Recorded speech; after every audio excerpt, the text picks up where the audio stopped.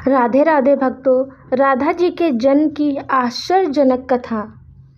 राधा जी के जन्म की सबसे लोकप्रिय कथा यह है कि वृषभानु जी को एक सुंदर शीतल सरोवर में सुनहरे कमल में एक दिव्य कन्या लेटी हुई मिली। वे उसे घर ले आए, लेकिन वह बालिका आंखें खोलने को राजी ही नहीं थी। पिता और माता ने समझाया कि वे देख नहीं सकती, लेकिन प्रभु लीला ऐसी थी कि राधा सबसे पहले श्री कृष्ण को ही देखना चाहती थी। अतः जब बाल रूप में श्री कृष्ण जी से उनका सामना हुआ तो उन्होंने आंखें खोल दी। एक अन्य कथा के अनुसार राधा द्वापर युग में श्री वृषभानु के घर प्रकट होती हैं। कहते हैं कि एक बार श्री राधा गोलोक बिहारी से रूठ गईं। इसी समय गोप सुदामा प्रकट हुए। राधा का मन उनके लिए असहाय हो गया। उन्होंने राधा की भर्त्सना की। इससे कुपित होकर राधा ने कहा, सुदामा, तुम मेरे हृदय को संताप करते हुए असुर की भांति कार्य कर रहे हो, अतः तुम असुर योनि को प्राप्त हो। सुदामा कांप उठे, बोले, गोलोकेश्वरी, तुमने मुझे अपने शाप से नीचे गिरा दिया है। मुझे असुर योनि प्राप्ति का दुख नहीं है, पर मैं कृष्ण वियोग में तप हो रहा हूँ। इस वियोग का तुम्हें अनुभव नहीं है, अतः एक बार तुम भी इस दुख का अनुभव करो। द्वापर में श्री कृष्ण के अवतरण के समय तुम अपनी सखियों के साथ गोप कन्या के रूप में जन्म लोगी और श्री कृष्ण से विलग रहोगी। सुदामा को जाते देखकर श्री राधा को अपनी त्रुटि का आभास हुआ और वे भय से कतर हो उठी। तब लीलाधारी कृष्ण ने उन्हें सांत्वना दी कि हे देवी, यह शाप नहीं अपितु वरदान है। इसी निमित्त से जगत में तुम्हारी मधुर लीला रास की सनातन धारा प्रभावित होगी, जिसमें नहाकर जीव अनंत काल तक कृत होंगे। इस प्रकार पृथ्वी पर श्री राधा का अवतरण द्वापर में हुआ। नृग पुत्र राजा सुचंद्र और पितरों की मानसिक कन्या कलावती ने 12 वर्षों तक तप करके श्री ब्रह्मा जी से राधा को पुत्री रूप में प्राप्ति का वरदान मांगा। फलस्वरूप द्वापर में वे राजा वृषभानु और रानी कीर्तिदत्त के रूप में जन्मे दोनों पति पत्नी बने। धीरे धीरे राधा के अवतरण का समय आ गया। संपूर्ण ब्रज में कीर्तिदत्त के गर्भधारण का समाचार सुख स्रोत बनकर फैलने लगा। सभी उत्कंठा पूर्वक प्रतीक्षा करने लगे। वह मुहूर्त आया। भाद्रपद की शुक्ल अष्टमी चंद्रवासर मध्याह्न के समय आकाश मेघछंद हो गया। सहस एक ज्योति प्रसूति गृह में फैल गई। यह इतनी तीव्र ज्योति थी कि सभी के नेत्र बंद हो गए। एक क्षण पश्चात गोपियों ने देखा कि शत सहस्त्र चंद्र की कांति के साथ एक नन्ही बालिका कीर्तिदत्त मैया के समक्ष लेटी हुई है।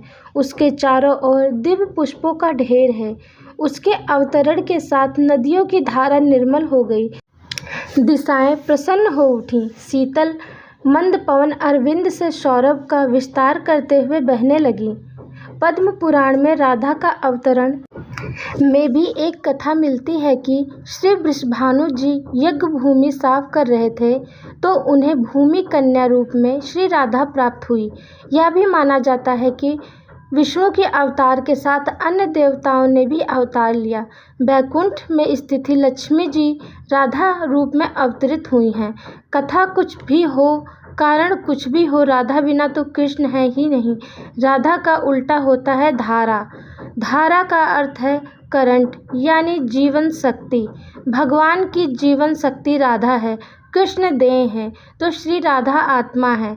कृष्ण शब्द है तो राधा अर्थ है। कृष्ण गीता है तो राधा संगीत है। कृष्ण वंशी है तो राधा स्वर है। भगवान ने अपनी समस्त संचारी शक्ति राधा में समाहित की है। इसीलिए कहते हैं, जहाँ कृष्ण राधा जहाँ राधा तहाँ कृष्ण, न्यारे निमिष न होत कहूँ, समुझे करहूँ यह प्रश्न। इस नाम की महिमा अपरंपार है। श्री कृष्ण स्वयं कहते हैं, जिस समय मैं किसी के मुख से रस सुनता हूँ उसे मैं अपना भक्ति प्रेम प्रदान करता हूँ और धा शब्द के उच्चारण करने पर तो मैं राधा का नाम सुनने के लोभ से उसके पीछे चल देता हूँ। राधा कृष्ण की भक्ति का कालांतर में निरंतर विस्तार हुआ। निर्बक, वल्लभ, राधा वल्लभ और सखी समुदाय ने इसे पुष्ट किया है। कृष्ण के साथ ही राधा सर्वोच्च देवी रूप में विराजमान है।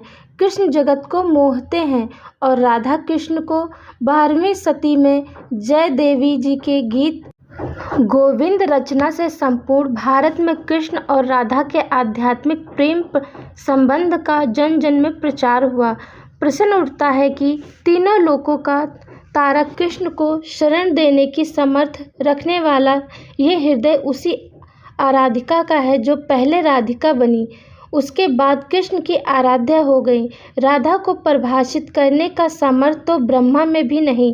कृष्ण राधा से पूछते हैं, हे राधा, भागवत में तेरी क्या भूमिका होगी? राधा कहती है, मुझे कोई भूमिका नहीं चाहिए कान्हा, मैं तो तुम्हारी छाया बनकर रहूँगी।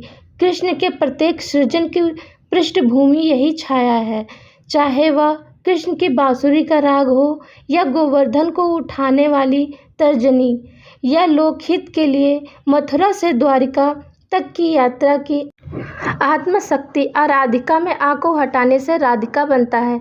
इसी आराधिका का वर्णन महाभारत या श्रीमद् भागवत गीता में प्राप्त है और श्री राधा नाम का उल्लेख नहीं आता।